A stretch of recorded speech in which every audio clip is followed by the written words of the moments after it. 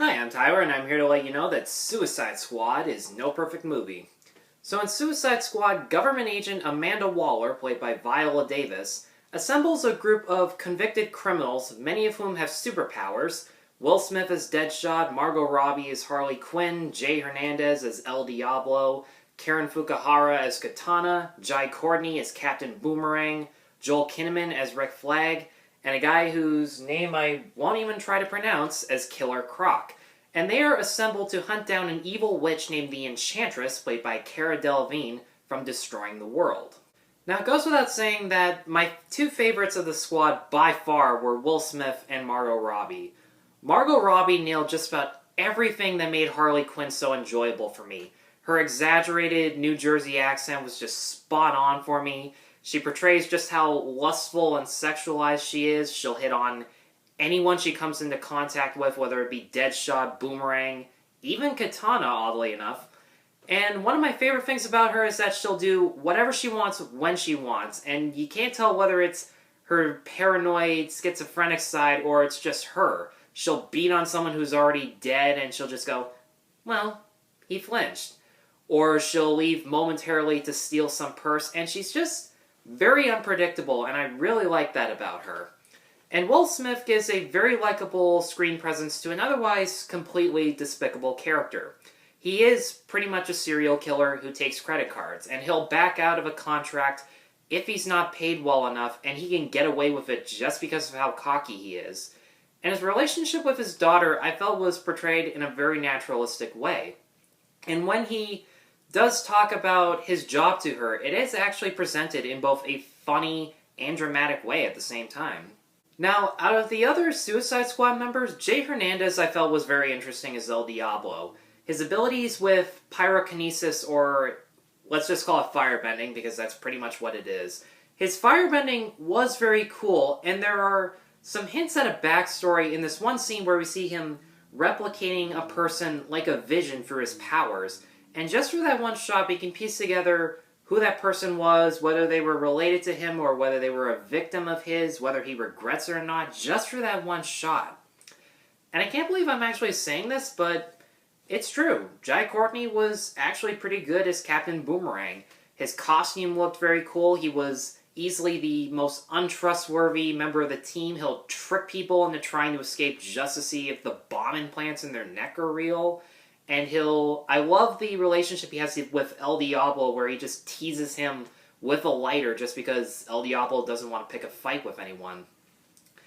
And I think the reason we laugh with Boomerang on this one is because just from his expressions and his very gnarly look, we can tell that he's having such a good time making fun of other people, and yet we laugh at him whenever someone threatens him back or insults him back. Alright, now let's get to what I'm sure a lot of you are wondering what I think about. Jared Leto as the Joker. I get that he's not in it for that long, I'd say 15-20 minutes max, but during those 15 to 20 minutes, I never once looked at Leto and thought, yeah, that's just some actor playing the Joker. No, I was sitting there and the entire time I was just like, that is the Joker. He does the main thing we want to see the Joker do. Play mind games on people, get them to stay under his control, especially in a very tense scene where he offers Harley to a henchman to test his power over the other henchmen, and man, he messes around with them really well. He's just as theatrical as he usually is. I love seeing him dressed in a tux, mowing down a helicopter with a machine gun, and he's just laughing his ass off. It's so cool to see. I still think his suits and his slick back hair and the tattoos give him an aesthetic that sets him apart from other incarnations as the Joker while still kind of paying homage.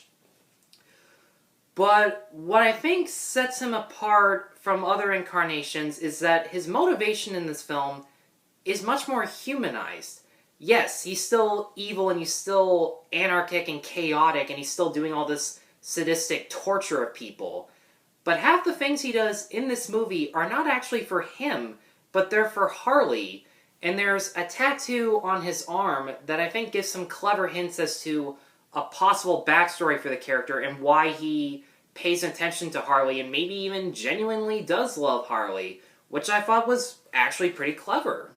Now, for the most part, David Ayer does have a very stylish direction to the film.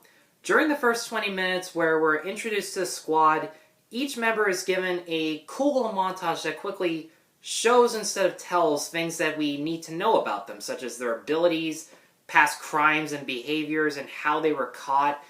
And it's complete with other little stylistic traits like mugshots that have different background colors, a lot of jump cuts that make the audience feel uneasy, especially during Harley's flashbacks. And for each character, there's a catchy little song for their introduction, and I gotta mention, the soundtrack is just a lot of fun. And as for the action scenes, there are problems because sometimes there are a lot of changes in the camera angles whenever someone gets hit, so it would change halfway through, and as a result, you can't really feel the weight of a hit. And sometimes the sets are a little too dimly lit to see what's happening. But for the most part, whenever Harley flips someone or another person is shot or stabbed, it's usually shot in very clear, very steady wide-angle shots. Now, the bad news is there are so many characters whose arcs are mostly explained through dialogue as opposed to actually showing us their tragic past and therefore giving us more of an emotional weight. One of the characters I was really looking forward to see was Karen Fukuhara as Katana, but the things that I wanted to see most about her character, like her enchanted sword and how its powers affect her as a person, they're explained by Colonel Flagg in like one sentence halfway through the movie, and that's it. There's absolutely no emotional punch, no feel to it whatsoever.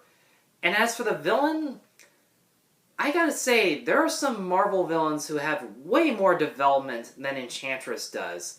She has absolutely no real reason for destroying the world other than humans hate us, they use technology, blah blah blah, and stuff like that.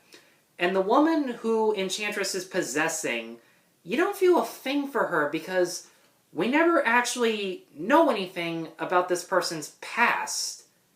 Yeah, as soon as she's introduced, we know jack shit about her. She says probably 10 lines during the entire movie as her normal self.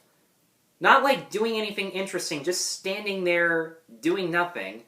And the forced romance that she has with Colonel Flagg is completely pointless. It's never looked into. There's absolutely no reason for it whatsoever. And there are even things like how Harley was manipulated into falling in love with the Joker. I don't know. They never show us. As soon as we see her talking to Joker, it cuts right to her helping him escape Arkham, and that's it. There's absolutely nothing. There's absolutely no explanation for certain things that I felt really mattered. I don't know if this was a script writing issue or if this was just a post-production problem, but I'm willing to bet it is a post-production problem because the editing in this movie is so bad. Not only are some of the best lines in the trailer like Will Smith going, "Let's go save the world," or Joker looking at a guy he's about to torture going, "I can't wait to show you my toys." None of those lines are in the movie, but aside from that, there's absolutely no transitioning, no build-up to any character introductions or action scenes whatsoever.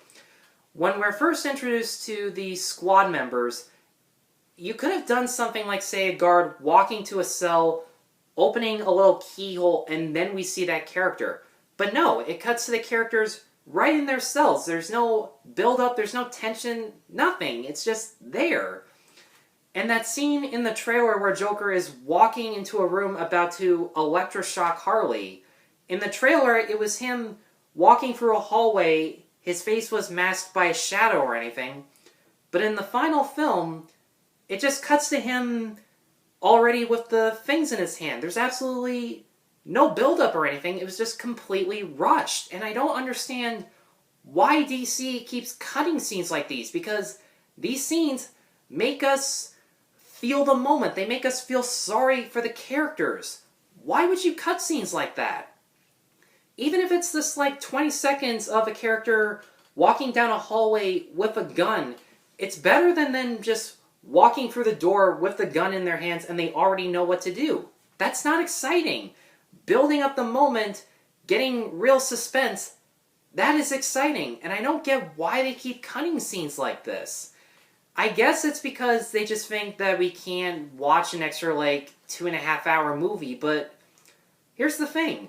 Fans don't give a shit about how long the movie is. They give a shit about characters being fleshed out and the story flowing more. And if you cut 20 to 30 minutes that could have been used to give Katana more of a backstory with her deceased husband, or Killer Croc explaining why he's so bitter about the world, you could have had something that was much more impactful. But if you're cutting it because you think the audiences will just be bored out of their mind, even though there is character development and there is some good suspense, you don't have very much faith in your story or your audience. So what does make Suicide Squad entertaining is the character relations with the characters we fully know. The action set pieces are a lot of fun. David Ayer has some very nice direction. And I'm super excited to see Jared Leto in future installments of DC movies as the Joker. But what stops it from being a great movie is how much of the film was edited out and replaced with exposition. Since I do think the deleted scenes could have shown us more of the Squad's past, more of Joker's manipulation of Harley, as well as building up the bigger action moments. And I'm sure if they do release a director's cut, it probably could be better than the original version. But at the same time, while it is fun to compare and contrast original cuts and director's cuts, the final cut that you show to tens and hundreds of millions of people in a theater for months on end all over the world is much more important than a DVD or downloaded file that a few million people will watch on and off on a smaller screen. And for that reason, I'm going to give Suicide Squad a 3.5 out of 5.